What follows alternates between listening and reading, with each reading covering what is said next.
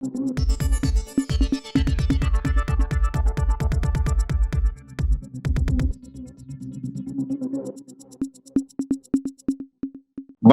இது news focus Tamil.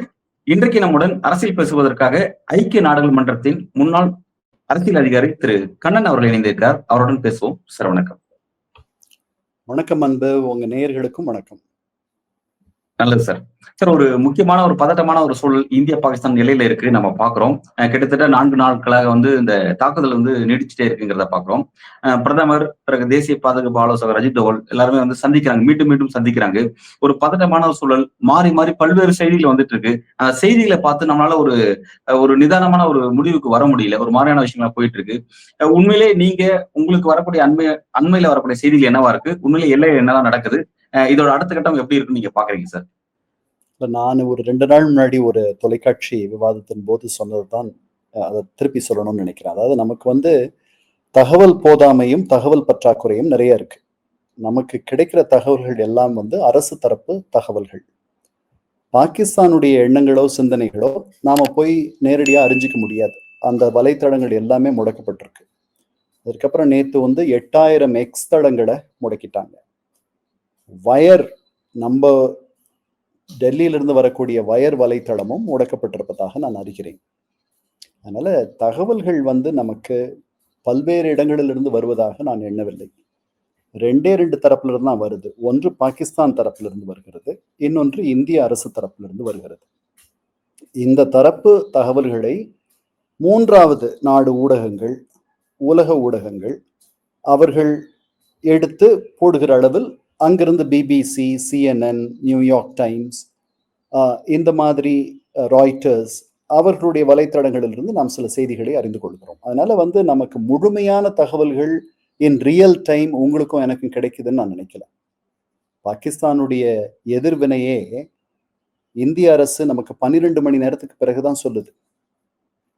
சரிதானா? அதனால நாம ஒரு தகவல் போதாமை சூழலில் நீங்களும் நானும் பேசிக்கொண்டிருக்கிறோம். அதை நம்ம நினைவுல வச்சுக்கிட்டோம். அது கொஞ்சம் காலம் போன பிறகுதான் என்ன நடந்ததுன்றதை நம்ம திருப்பி பீஸ் டுகெதர் பண்ண முடியும்.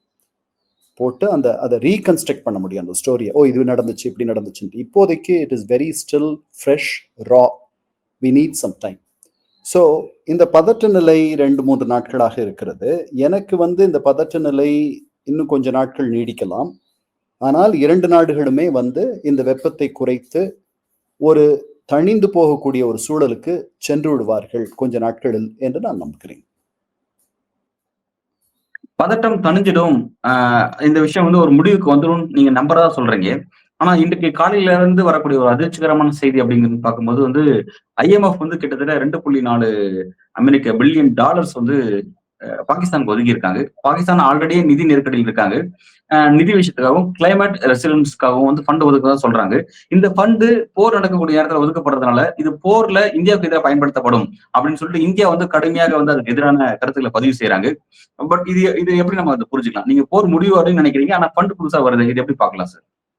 இல்ல, இந்த ஃபண்ட் புதுசு இல்லை. இது ஏற்கனவே லாஸ்ட் செப்டம்பர் இந்த ஃபண்ட் கொடுக்கறதுக்கு $7 பில்லியன் லோன் சாங்ஷன் ஆச்சு.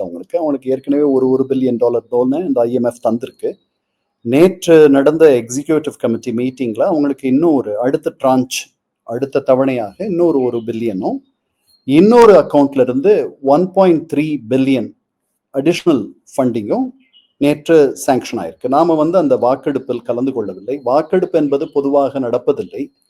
IMF எடுக்கக்கூடிய எல்லா முடிவுகளும் கன்சென்சுவல். யூஸ்வலா எல்லா உறுப்பு நாடுகளும் ஒப்புக்கொள்ள வேண்டும், எல்லா ஷேர் ஹோல்டர்ஸும் ஒப்புக்கொள்ள வேண்டும்.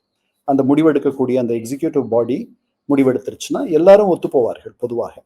நேற்று நாம ஒத்து போகல அப்படின்ற பதியறதுக்காக நாம அதுல அந்த வாக்கெடுப்பில் கலந்து கொள்ள நாம ஒன்றும் கொடுக்க வேண்டாம், இது அதனுடைய வரலாறை பாருங்க அப்படின்னு சொல்றோம். என்ன சொல்றோம்னா, கிட்டத்தட்ட 28 ஆண்டுகள் IMF கிட்ட கடன் வாங்கிட்டு இருக்கு பாகிஸ்தான்.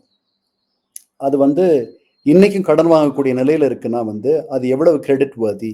அப்ப நீங்க சொன்ன ரிஃபார்ம்ஸ், சீரமைப்பு திட்டங்கள் எல்லாம் அவங்க பண்ணியிருந்தாங்கன்னா உங்ககிட்ட கடன் வாங்க வேண்டிய அவசியம் வந்திருக்குமா? இதெல்லாம் நீங்க கருத்தில் கொள்ளணும்.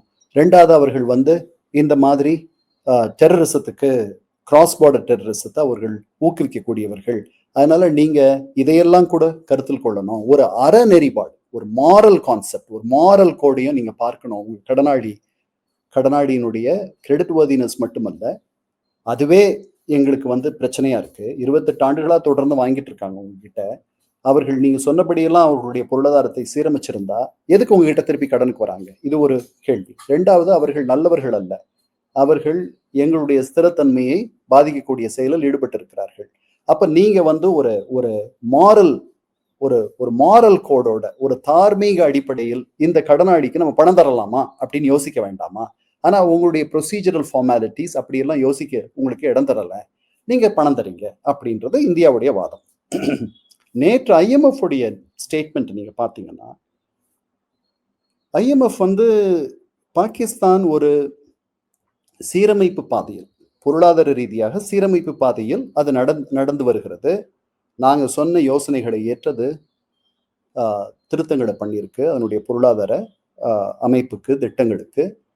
அதனால அவர்கள் மீது எங்களுக்கு நம்பிக்கை இருக்கிறது. நாங்க மேலும் இந்த பணத்தை கொடுத்து அதனுடைய கருத்தை பலப்படுத்தணும்னு நினைக்கிறோம் அப்படின்ட்டு அவர்கள் ரொம்ப நம்பிக்கையாக பேசியிருக்கிறார்கள். இதுதான். இந்த பணத்தை வந்து அவர்கள் எப்படி செலவு செய்கிறார்கள் என்பதை மானிட்டர் செய்ய முடியும் IMF ஆல். அவர்கள் ஆயுதங்கள் இந்த பணத்தை கொண்டு வாங்குறாங்கன்னா அதுக்கு IMFக்கு தெரிஞ்சிடும். அந்த நிலையில் அவர்கள் இல்லை. அவர்கள் புதிதாக ஆயுதம் வாங்கி இந்த போரை நடத்த வேண்டிய நிலையில் இல்லை. நாம் புதிதாக ஆயுதம் வாங்கி உடனடியாக இந்த போரை தொடர வேண்டிய நிலையில் இல்லை. நிறைய நம்ம we are armed to the teeth. அவர்களும் armed to the teeth. நாம மிகப்பெரிய வாடிக்கையாளர்கள் இந்த ஆயுத சந்தையில், இந்தியர்களும் பாகிஸ்தானியர்களும்.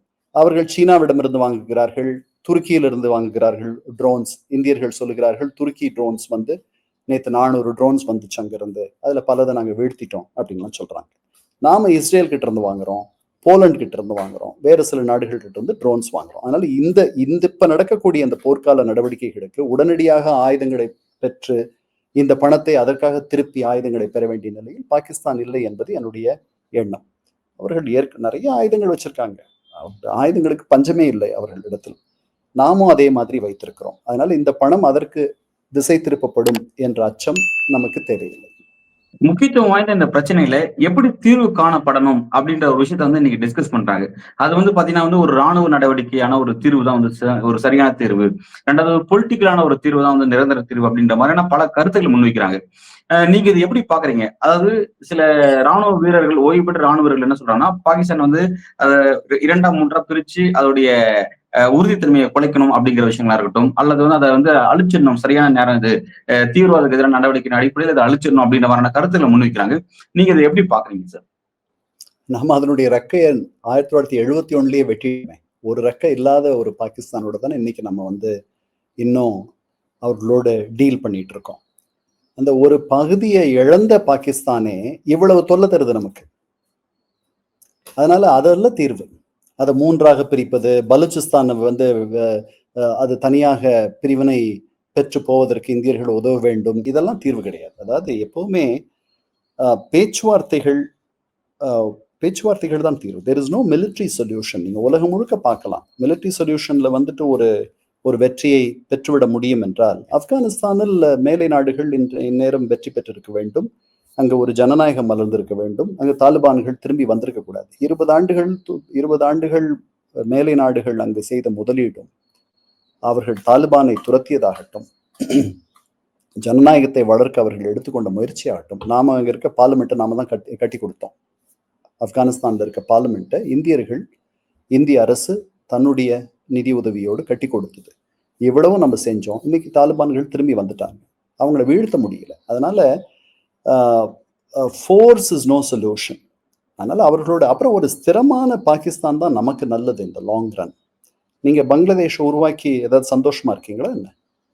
You actually created 2 problems instead of 1. Bangladesh ஒன்னும் பெரிய ஃப்ரெண்ட்லியா நம்மோட இல்லையே எல்லா நேரமும் இருக்கா என்ன? முஜிபுர் ரஹ்மான் இருந்தவரை அந்த காலகட்டத்தில் இருந்துச்சு. இப்பதான் வந்து அது மாறிடுச்சு. ட்ரூ. அப்ப வந்து முஜிபுர் ரஹ்மான் கொஞ்ச நாள்லயே இறந்து போயிட்டார். சில மாதங்கள்லயே அவர் தவறிட்டார். அவருடைய மகள் ஆட்சிக்கு ஒரு 10-15 ஆண்டுகள் இருந்தாங்க. வங்கதேசம் விடுதலை பெற்று 1971 இருந்து இன்னைக்கு 2025 இருக்கோம் நம்ம. அதுல ஒரு 30 ஆண்டுகள், இதுல ஒரு 25 ஆண்டுகள். 55 ஆண்டுகளில் நமக்கு பெரிய நேச ஒரு அரசு அங்க இருந்துச்சுன்னு சொல்றது ஒரு பாதி நேரம் சொல்லலாம். மீதி நேரம் அப்படி இல்லை. அங்க ராணுவ ஆட்சி இருந்துச்சு. நமக்கு 2 தரப்புல இருந்தும் பிரச்சனைகள் வந்துட்டு இருக்கு. இங்க இருந்து நிறைய அகதிகள் வருவது, அப்புறம் வந்து எக்கனாமிக் மைக்ரன்ஸ் வருவது, அவர்கள் அஸ்ஸாமில் மற்ற இடங்களில் அதிகப்படியாக வருவது என்பது அந்த சிக்கலெல்லாம் அங்க இருக்கு. ஒரு நட்பு நாடாக, நேச நாடாக பங்களாதேஷ் இருப்பதாக எனக்கு தோன்றவில்லை. அங்கும் வந்து தீவிரவாதம் தலை தூக்கி இருப்பதையும் நீங்கள் பார்க்கிறீர்கள். அதனால பாகிஸ்தானை 2ஆ பிளந்ததுனால 71 நாம பண்ணும்போது பிரச்சனைகள் குறைந்து போகவில்லை. புதிதாக சில பிரச்சனைகள் உருவாகின. முன்னாடி ஒரே நாட்டோட நாம நீங்களும் நானும் வந்து பேச்சுவார்த்தை நடத்தியிருப்போம். இன்னைக்கு 2 தலைநகரங்களும் நடத்த வேண்டிய நிலையில் இருக்கிறோம். அதனால நாளைக்கு பாகிஸ்தான் 3ஆக பிரிந்து விட்டால் 3 புதிய பிரச்சனைகள் உருவாகும். 3 புதிய தலைவர்களோடவும் அதிகார மையத்தோடும் நீங்கள் பேச்சுவார்த்தை நடத்தணும். இது வேணுமா? இன்னைக்கு இப்ப இந்தியா வந்து இவ்வளவு பெரிய நாடு, இது ஒரே நாடாக இருக்கு. இல்ல இந்தியா வந்து நான் ஒரு நடந்த உதாரணத்தையும் சொல்றேன். யூகோஸ்லாவியா முன்னாடி ஒரு நாடு, இன்னைக்கு அது 7 நாடுகள். முன்னாடி நீங்க ஒரே ஒரு இடத்துல ஒரே ஒருத்தரோட பேச்சுவார்த்தை நடத்தி யூகோஸ்லாவியா முழுக்க அதை செயல்படுத்த முடியும். சரிதானா? இன்னைக்கு நீங்க 7 தலைநகரங்களுக்கு போகணும், 7 அதிகார மையங்களோடு நீங்கள் பேச்சுவார்த்தை நடத்தணும். அந்த மாதிரி ஆயிடும் பாகிஸ்தான். பாகிஸ்தான் ஸ்திரமாக இருப்பது இந்தியாவிற்கு நல்லது. ஒரு ஆனா சார் ஒரு நாடு வந்து 2ஆ பிரிகிறதோ 7ஆ பிரிகிறதோ அப்படிங்கிறது அது வெளியில இருந்து வரக்கூடிய காரணம் கிடையாது. உள்ளுக்குள்ளே சில முரண்பாடுகள் காரணமாக தான் அதை நோக்கி நகருது. இப்ப அதையும் நம்ம பார்த்தாகணும்ல சார். இல்ல, பாகிஸ்தான் நம்ம 1971 நடந்ததுக்கு பிறகும் பாகிஸ்தான் ஒன்றாகத்தான் இருக்கிறது. இந்தியர்கள் சில பேர் அப்படி நினைக்கலாம், அது வந்து துண்டாயிடும், அது ஒரு ஃபெயில்டு ஸ்டேட், பலுச்சிஸ்தானில் அவர்கள் வந்து பெரிய இன்சர்ஜென்சி நடக்குது அப்படிலாம் நம்ம நினைச்சுக்கலாம். I think they are capable of keeping their country together. அவங்க வந்து இஸ்லாமை நம்பி, Islam is the glue that connects them. அதுக்கப்புறம் உங்களுக்கும் எனக்கும் இல்லாத ஒரு உருது அப்படின்ற நேஷனல் லாங்குவேஜ் அவங்க அந்த 4 ப்ராவின்சஸ்லையும் அது புழக்கத்தில் வந்துருச்சு. Urdu is the common language for everybody. So இங்கே நமக்கு அந்த வசதியெல்லாம் இல்லை. ஏன்னா நம்ம much bigger country, we come from different races, cultures எல்லாம் இருக்கு. அங்கே அப்படி கிடையாது. சரிதானா? ஸோ அவர்களுக்குள் ஒற்றுமைக்கான கூறுகள் நிறைய இருக்கு, அவர்களுக்குள் நிறைய சிக்கல்கள் இருக்கு, அப்படி இல்லை. ஆனால் அவர்கள் உடைந்து போவார்கள்னு நான் நினைக்கிறேன். அல்ல சார், வந்து இதுக்கு ராணுவ ரீதியான தீர்வு தப்பு அப்படின்ற ஒரு விஷயத்த வந்து நீங்க அழுத்தமாக உங்களை கருத்துல வழங்குறீங்க. பட் வந்து இப்ப இந்தியாவை பொறுத்த வரைக்கும் பாகிஸ்தானோட இந்த நீண்டகால பிரச்சனை, இந்த தீவிரவாதம் சார்ந்த பிரச்சனைங்கிறது நீண்டகால பிரச்சனை. இந்த பிரச்சனையை இதுக்கு முன்னாடி இருந்த காங்கிரஸ் தலைமையான இந்த யூபிஏ கவர்மெண்ட் இதை எப்படி அட்ரஸ் பண்றாங்க, இப்ப இருக்கக்கூடிய பிஜேபி கவர்மெண்ட் வந்து இதை எப்படி அட்ரஸ் பண்றாங்க, இதை நீங்க எப்படி பாக்குறீங்க சார்? 2016க்கு முன்னாடி வரைக்கும் நம்ம பாகிஸ்தான் உள்ள போய் தாக்குறது என்பதை நம்ம செஞ்சது கிடையாது. 2016க்கு பிறகுதான் அந்த மாதிரியான முடிவுகளை நம்ம எடுத்திருக்கோம். அதாவது மோடி அரசு 2014 வருது. அதற்கு பிறகு அந்த தாக்குதல்கள் முழுமையான வெற்றியை நமக்கு தரவில்லை. நம்முடைய விமானி அங்கு கைப்பற்றப்பட்டார் ஒரு 6 ஆண்டுகளுக்கு முன்னாடி. உங்களுக்கு ஞாபகம் இருக்கும், அபிநந்தன் அப்படின்ற விமானியை அவர்கள் சிறைப்பிடித்தார்கள். அதற்கு பிறகு அவர்கள் திருப்பி தந்தார்கள். இதெல்லாம் நடந்துச்சு. அதெல்லாம் இல்லாத ஒரு தாக்குதலை இந்த முறை நம்ம பண்ணியிருக்கோம். முதல்ல அவங்க வான்வழிக்கே நம்ம போகலை, எல்லாமே நம்ம இந்திய வான்வழியிலிருந்தே இந்த தாக்குதல்களை நாம் செய்தோம். நம்முடைய விமானங்கள் சில சுட்டு வீழ்த்தப்பட்டன அவங்க சொல்லியிருக்காங்க. அதற்கு வந்துட்டு இதுவரைக்கும் நமக்கு உறுதியாக அது நடந்ததா இல்லையான்னு தெரியாது. நாம் அதை ஒத்துக்கல, மறுக்கவும் இல்லை. இது 2வது. அதனால இது வந்து இந்த 2 நாடுகளுக்கு மத்தியில் இருக்கக்கூடிய டைனமிக்ஸே மாறிட்டு இருக்கு. அதாவது இதற்கு முன்னாடி இருந்த அரசும் வந்து பயங்கரவாதத்திற்கு, யூபி அரசும் பயங்கரவாதத்திற்கு எதிராக மிக கடுமையாக போராடிய ஒரு அரசு தான். அதனால அதுக்கும் இதுக்கும் வந்து எந்த விதமான வித்தியாசத்தை நம்ம பார்க்க வேண்டிய அவசியம் இல்லை. இந்த முறை நாம் அதை ரொம்ப துல்லியமாக நிறைய திட்டமிட்டு நல்லா பண்ணியிருக்கோம் அப்படின்ற மாதிரி தான் எனக்கு தெரியுது, நமக்கு வரக்கூடிய செய்திகளை வச்சு பார்க்கும் பொழுது. அதனால எனக்கு பெரிய அணுகுமுறையில் வித்தியாசம் இருப்பதாக தெரியவில்லை. அன்னைக்கும் சரி இன்னைக்கும் சரி நாடு முழுக்க வந்து ஆட்சியாளர்களுக்கு துணை போகிறது. இன்னைக்கு எதிர்கட்சிகள் கூட நம்ம அரசு பின்னாடி நிற்கிறாங்க. ஜெய் ஹிந்த் என்ற முழக்கம் வந்துட்டு எல்லா இடங்கள்லையும் கேட்குது. நாம 2500 கிலோமீட்டர் தள்ளி இருக்கோம், நமக்கும் அங்க எல்லைக்கும் பெரிய தொடர்பு இல்லை. இருந்தாலும் கூட நம்முடைய முதல்வர் உட்பட தமிழகத்தில் உள்ள எல்லாருமே, பல ஊடகங்கள், பல தொலைக்காட்சி செய்தி நிறுவனங்கள் 24 மணி நேரம் கவரேஜ் அதெல்லாம் கூட நடந்துச்சு இல்லையா? நடந்துட்டு இருக்கு. நேற்று வரைக்கும் அதுதான் நடந்துட்டு இருக்கு. ஸோ அதனால பெரிய டிஃப்ரென்ஸ் அப்படின்லாம் நான் சொல்ல மாட்டேன். 2 பேரும் வந்து அவர்களுக்கு தெரிந்த அந்த நேரத்தில் சரி என்றுபட்ட ஒரு அணுகுமுறையை கையாண்டார்கள். பட் 2016க்கு பிறகு நம்ம உள்ள போய் அடிக்கிறதுன்றதை நம்ம பண்ண ஆரம்பிச்சிருக்கோம். சார் இப்ப இந்த இடத்துல வந்து என்னன்னா, இப்ப கடந்த காலத்துல மன்மோகன் சிங் வந்து பாகிஸ்தான் விஷயத்துல அவர் ஒரு ஸ்டாண்ட் எடுத்தாரு. அவர் ஒரு பாலிடிக்ஸ் தன்னோட அரசியல் நிலைப்பாட வகிச்சாரு. அது என்னன்னா, சர்வதேச அளவுல வந்து பாகிஸ்தான தனிமைப்படுத்த வேண்டிய ஒரு தேவை இருக்கு. ஏன்னா, அதோடைய தீவிரவாத அட்ராசிட்டி வந்து இந்தியாவுக்கு மட்டும் பிரச்சனை இல்ல, எல்லாருக்கும் பிரச்சனை. சோ வந்து அப்ப அப்படி ஒரு பாலிடிக்ஸ முன்னெடுக்கணும் அப்படின்ற ஒரு கருத்த அவர் வலியுறுத்தினாரு. இப்ப வந்து இந்த இந்த ஸ்டாண்ட சரியா நீங்க பார்க்குறதா என்கிட்ட அது ஒரு கேள்வி. 2வது இந்த விஷயத்துல பாஜக எப்படி பாக்குது? இந்த பாகிஸ்தான்ல பாகிஸ்தான் விஷயத்துல மன்மோகன் சிங் எப்படி பார்த்தாரு? அத பாஜக எப்படி பார்க்குறாரு? மோடி எப்படி பார்க்குறாருன்னு நீங்க பார்க்குறீங்க?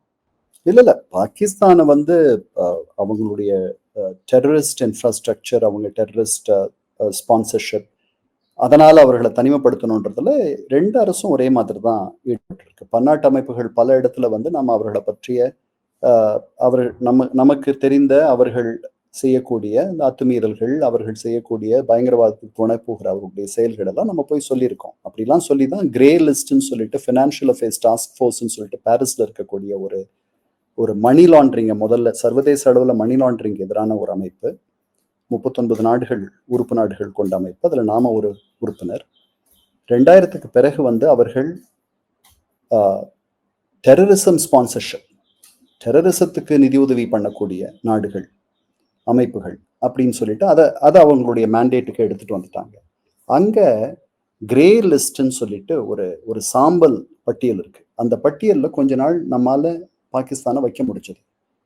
அந்த அளவுக்கு நாம் அவர்களை தனிமைப்படுத்த முடிஞ்சது. அது அவர்களை ரொம்ப நெருக்கடிக்கு ஆளாக்குச்சு. அவர்களுடைய ஃபைனான்சஸை வந்து ரொம்ப உன்னிப்பாக சர்வதேச அமைப்புகள் அவர்கள் ஏதாவது தவறாக அவர்களுடைய பணத்தை அனுப்புகிறார்களா, ஏதாவது பயங்கரவாத அமைப்புக்கு அவர்கள் உதவி செய்கிறார்களா, பண உதவி செய்கிறார்களா, இதெல்லாம் பார்த்தாங்க. அதுல கொஞ்ச நாள் இருந்துச்சு. அந்த நெருக்கடியில தான் இன்னைக்கு இருக்க பாகிஸ்தான் நிறைய மாறி இருக்கு. பாகிஸ்தானில் பயங்கரவாதிகள் இருக்கிறார்கள், பயங்கரவாத அமைப்புகள் இருக்கிறார்கள்னு நம்ம பல நேரங்கள்ல சொல்லியிருக்கோம். 2000ல இருந்து எல்இடி, ஜெய்ஷ் இ முகமது இதெல்லாம் இருப்பதாக நாம் சொல்லியிருக்கிறோம். ஃபார் சம் ரீசன் நாம அதுல இருக்கக்கூடிய சில நபர்களை பயங்கரவாதிகள் என்ற பட்டியலுக்கு கொண்டு போகக்கூடிய நம்ம முயற்சி இதுவரை வெற்றி பெறவில்லை. அதற்கு காரணம் சீனா அவர்களுக்கு ஆதரவாக இருக்கிறது, இன்றும் இருக்கிறது. ஸோ நம்மால முடிந்ததை பண்றோம். ஆனால் அவர்களுக்கு ஒரு பெரிய பக்கபலமாக சீனா இருப்பது அவர்களுக்கு வலிமை சேர்க்கிறது. நமக்கு மேலை நாடுகளுடைய ஆதரவும் பரிவும் ஒரு அளவுக்கு இருக்கு. ஏன்னா அங்கதான் ஒசாமா பின் லாடன் அவர்கள் கண்டுபிடித்தார்கள். அதனால நாம போய் அவர்களை வந்து புதிதாக கன்வின்ஸ் செய்ய வேண்டிய அவசியம் இல்லை. இருந்தாலும் கூட 9/11க்கு பிறகு உலகம் பயங்கரவாதத்திற்கு எதிராக செயல்பட்டதும் அது தன்னுடைய கவனத்தில் வைத்துக் கொண்டதும் அளவிற்கு 24 ஆண்டுகளுக்கு பிறகு அந்த நிலை இருப்பதாக எனக்கு தோன்றவில்லை. சார் ஒரு முக்கியமான ஒரு விஷயத்த வந்து இந்த பாஜக அரசின் மீது எல்லாரும் வந்து ஒரு குற்றச்சாட்டா முன்வைக்கிறாங்க. அது சரியான பார்வையா, தவறான பார்வையாங்கிறத நீங்க விளக்குங்க. அது என்ன அப்படின்னா, பாஜக பிரதமர் மோடி இந்தியாவுடைய சென்டரா மாறினதுக்கு பிறகு, இந்தியாவுடைய மைய அரசியலா பாஜக அரசியல் வந்ததுக்கு பிறகு, வெளியுறவு கொள்கையில மிகப்பெரிய ஒரு லேக் இருக்கு. பெரிய சிக்கல் இருக்கு. எல்லா நாடுகளும் இந்தியாவுடைய அண்டை நாடுகள் எல்லார்கிட்டயும் வந்து இந்தியாவுக்கு வந்து ஒரு நல்ல ரிலேஷன்ஷிப் இல்ல. அது சின்ன சின்ன நாடா இருந்தாலும் சரி, மாலத்தீவுல இருந்து, பங்களாதேஷ்ல இருந்து எல்லாருக்குமான அந்த பிரச்சனை இருக்கு. இந்த பிரச்சனை பாகிஸ்தானோடயும் இருக்கு. அப்படிங்கிற ஒரு விஷயத்த நீங்க முன்வைக்கிறாங்க. அதை நீங்க எப்படி சரியான பார்வைன்னு பாக்குறீங்களா? அதுக்கு மாற்று கருத்து உங்களுக்கு இருக்கா சார்? காங்கிரஸ் அரசு இருந்த பொழுதே நமக்கு நம்முடைய அண்டை நாடுகளிடத்தில் சிக்கல்கள் இருந்தது. அன்னைக்கும் வந்து நேபாளோட நமக்கு சிக்கல் இருந்துச்சு. அதற்கு பிறகு பங்களாதேஷோட சிக்கல் இருந்துச்சு, மாலத்தீவோட அன்றும் சிக்கல் இருந்துச்சு, இலங்கையோட சிக்கல் இருந்துச்சு. அதனால இவர்கள் வந்த பிறகு புதிதாக சிக்கல்கள் உருவாயின அல்லது அதிகப்படியாயின அப்படின்லாம் நான் நினைக்க தயாராக இல்லை. நாம வந்து ஒரு பெரிய அண்ணன் தோரணையில் செயல்படுகிறோம்ட்டு நேபாளிஸ் நினைக்கிறாங்க, பங்களாதேஷிஸ் நினைக்கிறாங்க, இப்ப அண்டை நாடுகள் ஸ்ரீலங்கால இருக்கவங்க நினைக்கிறாங்க, இவர்கள் மாலத்தீவில் இருக்கவங்க நினைக்கிறாங்க. சரிதானா? நாம ஒரு மேலண்ணன் ஒரு பெரிய அண்ணன் தோரணையில தான் நம்ம செயல்படுற மாதிரி அவர்களுக்கு தோணுது. சரிதானா? அது தோணத்தான் செய்யும். நம்முடைய சைஸ், நம்முடைய பொருளாதார சைஸ், நம்முடைய மிலிட்ரி மைட், நம்முடைய தலைவர்கள் பேசக்கூடிய ரொம்ப அழுத்தம் திருத்தமான நம்ம ரொம்ப கான்ஃபிடென்ட்டாக பேசுகிறோம் இல்லையா? அதனால அவங்க சின்ன நாடுகள், அவர்கள் அஞ்சத்தான் செய்வார்கள். அதனால அந்த அரசுக்கும் இந்த அரசுக்கும் பெரிய வித்தியாசமெல்லாம் நான் பார்க்கல. அது வந்து இந்த அரசு மீது அப்படி ஒரு குற்றச்சாட்டு வர வேண்டிய அவசியம் இல்லைன்னு நான் நினைக்கிறேன். இப்ப இந்த இந்தியா பாகிஸ்தான் பிரச்சனையை பாஜக வந்து பொலிட்டிக்கலா பயன்படுத்துறாங்க அப்படிங்கிற ஒரு விஷயம் வந்து இந்தியாவுக்குள்ள எல்லையில வேற மாதிரியான விஷயமா இருக்கு. உள்ள வந்து தங்களுடைய இண்டிவிஜுவல் பார்ட்டிஸ்க்கு பயன்படுத்துறாங்க அப்படின்ற ஒரு விஷயம் வந்து விமர்சனமா முன்வைக்கப்படுது. நீங்க அதை எப்படி பாக்குறீங்க சார்? இப்ப நம்ம மேல இருக்கோம். அடுத்த எலெக்ஷன் எங்க நடக்குது, எப்ப நடக்குது? அயோத்தியா அது கடைசியில தானே, கடைசியில தானே. அது வரைக்கும் இதனுடைய இந்த வெற்றியை தூக்கிட்டு போக முடியுமா என்ன? அதெல்லாம் முடியாது. அயோத்தியாவே வந்து ஒரு 6 வாரம் முன்னாடி அவங்க திறந்துட்டாங்க. அதுவே நீர்த்து போச்சு. எலெக்ஷன்ஸ்ல அதுவே வெற்றி தரல. அயோத்தியாலேயே தோற்று போயிடுச்சு பிஜேபி. இதெல்லாம் என்ன பேச்சு? ஏன்னா இந்த இந்த நேரத்துல எதிர்க்கட்சிகள் கூட இந்த மாதிரி கருத்தெல்லாம் வைக்கல. எதிர்க்கட்சிகள் காங்கிரஸினுடைய தலைவர்களாகட்டும் எல்லாருமே வந்து இந்த அரசுக்கு துணையா காங்கிரஸ் காரிய கமிட்டியில ஒரு விஷயத்த சொன்னாங்க. பாஜக வந்து சமூக ஊடகத்துல ஒரு ஒரு விருப்பு பிரச்சாரத்தை செய்யறாங்க. அதுல யாரும் ஈல்ட் ஆயிடக்கூடாது அப்படிங்கிறது அந்த பகல்காம் அட்டாக்ல இருந்தே தொடர்ச்சியா காங்கிரஸ் வலியுறுத்துறாங்க. பல கட்சிகள் அந்த கருத்தை வலியுறுத்திட்டே இருந்தாங்க. இன்னும் நீங்க கவனிச்சிருப்பீங்கன்னு நினைக்கிறேன். காங்கிரஸ் கட்சியின் தலைவர் மல்லிகார்ஜுன கார்கே ஒரு விஷயத்த குறிப்பிட்டாரு. அவர் என்ன சொன்னாருன்னா வந்து இந்த விஷயத்த, அதாவது பகல்காம் அட்டாக் பத்தி மோடிக்கு முன்னாடியே தகவல் தெரிஞ்சிச்சு. அவர் வந்து ஜம்மு அண்ட் காஷ்மீர் விசிட்டை தவிர்த்துட்டாரு. ஏன் வந்து அந்த சுற்றுலா பயணிகளோட விஷயத்தை தவிர்க்கல அவரு? அந்த ஒரு கேள்வி அவர் ரைஸ் பண்ணாரு, நீங்க மறக்க மாட்டீங்க. இதெல்லாம் வந்து பார்க்க வேண்டியது இருக்கு சார். இல்ல இதெல்லாம் அதாவது பிஜேபி தலைமை மீது பெரிய நம்பகத்தன்மை எதிர்க்கட்சிகள் இருக்குன்னு நான் சொல்லல. நிறைய பேருக்கு நம்பகத்தன்மை அவர்கள் மீது கிடையாது. அவர்கள் எல்லாரையும் சமமாக பார்க்கக்கூடியவர்கள்ட்டு யாரும் அவர்களுக்கு சர்டிபிகேட்டும் கொடுக்கல. ஏன்னா ஒரு 2-3 ஆண்டுகளாக இந்த கவுன்சில் ஆஃப் மினிஸ்டர்ஸ், இந்தியாவுடைய கவுன்சில் ஆஃப் மினிஸ்டர்ஸ்ல உங்களுக்கு வந்து சிறுபான்மையினர் ரெப்ரசன்டேஷனே இல்லை. நான் சிறுபான்மையர்னு சொல்றது முஸ்லிம்ஸ். ஒரு மினிஸ்டர் ஆஃப் ஸ்டேட் கூட கிடையாது. ஸோ அதனால அவர்கள் மீது பெரிய நம்பகத்தன்மை எல்லாருக்கும் இருக்கு, குறிப்பா எதிர்கட்சிகள் இருக்குன்றது என்னுடைய வாதம் அல்ல. ஆனால் இது வந்து இப்ப நடக்கிறது திட்டமிட்டு வருகின்ற தேர்தலை ஒட்டி அவர்கள் செய்யக்கூடியதுன்னு நம்பக்கூடிய நிலையில் நான் இல்லை. ஏன்னா இதற்கு முன்பு அவர்கள் அயோத்தியாவை பற்றி அப்படி பேசினார்கள். அவர்களுடைய திட்டமிடல் குழுவாகட்டும், அவங்க பிளானர்ஸ் ஆகட்டும், அவங்க என்ன நினைச்சாங்கன்னு தெரியாது எனக்கு. But Ayodhya did not translate into volts. Ayodhya முன்னாடியே பீக் ஆயிடுச்சு. எலெக்ஷன்ஸ் நடக்கிறதுக்கு ஒரு 6 வாரம் முன்னாடியே அயோத்தியா முடிஞ்சு போச்சு. 6 வாரத்துல அயோத்தியா மறந்துட்டாங்க மக்கள். அவர்களுடைய கான்ஸ்டிடுவன்ஸே மறந்துட்டாங்க. நீர்த்து போயிடுச்சு. அயோத்தியாலேயே பிஜேபி தோல்வியை சந்தித்ததை நாம் பார்த்தோம். இந்த வருஷ கடைசியில பீகார்ல ஒரு தேர்தல் நடக்க போகுது. இப்ப இந்த இந்த நடவடிக்கைகள்லாம் இன்னும் ஒரு சில வாரங்களில் அதிகபட்சம் நின்று போயிடும். இதை கொண்டு போய் இந்த வருஷ கடைசியில நடக்கக்கூடிய தேர்தலில் ஆதாயம் தேடக்கூடிய அளவுக்கு மக்கள் வந்து people have short memories. A week is a long time in politics. அதனால நான் அப்படி நினைக்கல. ஐ எம் நாட் சேயிங் அவங்க மேல எனக்கு பெரிய கான்ஃபிடன்ஸ் இருக்கு, எல்லாருக்கும் நம்பகத்தன்மை அப்படிலாம் நான் சொல்லலை. I'm just saying it's a long shot, it's far fetched, ரொம்ப கஷ்டம். இன்றைக்கு காலையில ஒரு நியூஸ் சார், வந்து எக்ஸ்டர்னல் அஃபேர்ஸ்னுடைய செக்ரட்டரி திரு விக்ரம் மிஸ்ரி வந்து ஒரு கருத்தை சொன்னாரு. பாகிஸ்தானோட அட்டாக் வந்து இந்தியாவில் இருக்கக்கூடிய குறிப்பா வந்து சீக்கிரம் குருத்வாரா மீது ஒரு அட்டாக் நடந்துச்சு, பிறகு தேவாலயம் மீது அட்டாக் நடக்குது அப்படின்ற ஒரு விஷயத்த சொல்லிட்டு கரெக்டா அந்த வார்த்தையை கரெக்டா பயன்படுத்துறாங்க. இங்கே மசூதின்ற ஒரு குறிப்பு இல்ல, மசூதி மீது அட்டாக் நடந்துச்சாங்கிறது தெரியல. இப்படி ஒரு விஷயத்த சொல்றது மூலமா அவங்க என்ன விஷயத்த கன்வே பண்ண விரும்புறாங்க? இந்த செய்தி சொல்றது மூலமா உண்மையில அது நடந்துச்சா அப்படிங்கிற விஷயம் பார்க்க வேண்டியதா இருக்கு. ஏன்னா இந்த மாதிரி நேரத்துல உண்மையை கண்டுபிடிக்கிறது பெரிய சிரமமான விஷயம் அப்படின்னு சொல்லும்போது இப்படி ஒரு செய்தியை சொல்லி அவங்க சொல்றது மூலமா இது என்ன அரசியல் சொல்ல விரும்புறாங்க? இதை நீங்க எப்படி பாக்குறீங்க? இல்ல, இட்ஸ் a religiously inclined ஒரு எதிரி. அவர்கள் எல்லாத்தையும் முஸ்லிம் அல்லாதார்னு பார்க்கக்கூடிய ஒரு எதிரி நாடுன்றதை ப்ரொஜெக்ட் பண்றார் நம்முடைய வெளியுறவுத்துறை செயலாளர்னு நான் நினைக்கிறேன். அப்படித்தான். பட் நீங்க சொன்ன மாதிரி காலம்தான் இதுலெல்லாம் எவ்வளவு தூரம் உண்மை இருக்குன்றது நமக்கு தெரியப்படுத்தும். நம்ம கொஞ்சம் காத்திருக்கணும். நீங்க சொன்ன மாதிரி அதை வந்து நாம முழுமையா அப்படியே ஃபேஸ் வேல்யூல எடுத்துக்க வேண்டிய அவசியம் இல்லை. 2 தரப்பு சொல்றதையுமே என்ன, நமக்கு ஓரளவுக்கு நாம சில விஷயங்களில் எல்லாரும் ஒத்து போகக்கூடிய அளவுக்கு, அதாவது இன்டர்நேஷனல் மீடியா எல்லாரும் ஓரளவுக்கு ஒத்து போகக்கூடிய அளவுக்கு பல தகவல்கள் வெளியில இருக்கு. பல தகவல்கள் சரிபார்க்கப்பட வேண்டியவை. அந்த நிலையில் நீங்களோ நானோ இல்லை, பல பேர் இல்லை. அதுக்கு வந்து இந்த போர் ஓஞ்ச பிறகுதான் அதெல்லாம் பண்ண முடியும். நல்ல சார், இந்த முக்கியமான ஒரு பிரச்சனை பற்றி விரிவான உங்களோட பார்வையை பகிர்ந்துகிட்டீங்க. இதோட பின்னணி அரசியல் பற்றி விரிவாக உங்களோட கருத்துல வழங்கியிருக்கீங்க. உங்களோட வருகைக்கும் கருத்துக்கும் மிக்க நன்றி.